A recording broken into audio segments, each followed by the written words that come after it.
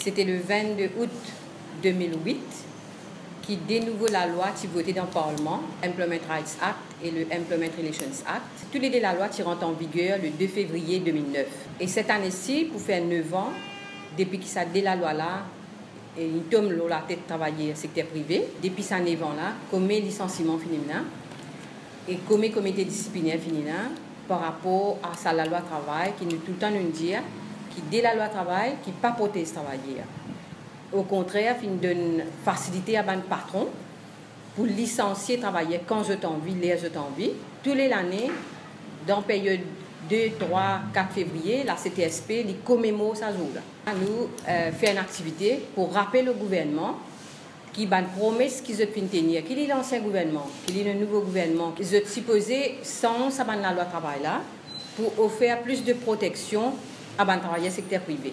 Par exemple aussi, nous connaissons que quand un patron peut mettre un travailleur dehors, il existe un mois préavis pour donner.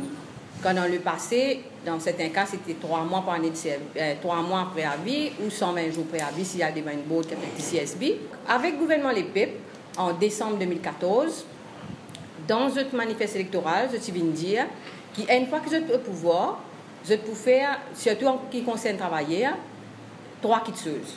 Première affaire, c'est que je peux éliminer la pauvreté. Deuxième affaire, je peux amender la loi travail. Et troisième affaire, je peux introduire le minimum wage. Au 1er janvier de cette année-ci, le minimum wage est une réalité.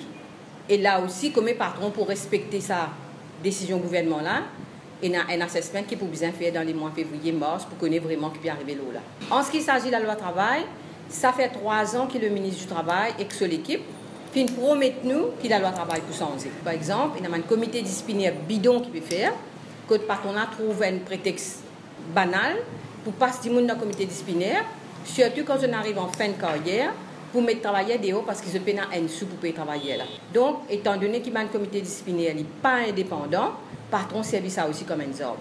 La CTSP fait une demande qui vise à introduire un Portable Severance Allowance Fund, donc un fonds que le patron contribue un jour salaire par mois, le nom chaque travailleur, et un fonds qui est géré par le gouvernement, qui amène tellement de facilités qui travaillent là envie de quitter ou le patron a envie de mettre l'idéo.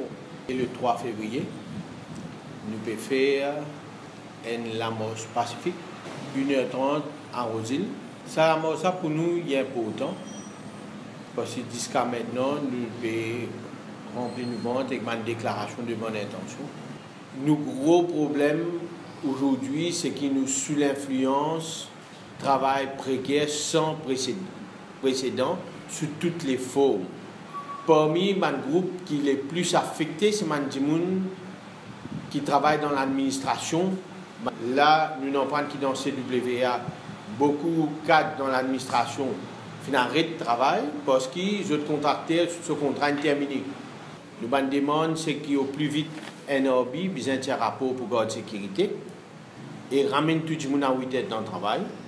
Le deuxième élément, c'est qu'il y a un ORBI, besoin de dossier secteur construction. Les stakeholders finissent soumettre mémorandum, mais pas encore appelé personne pour déposer. Les contracteurs chinois à Maurice, pas pu employer mauricien, et les contracteurs à mauricien, peut employer travailleurs mauriciens mois après mois, month to month contract.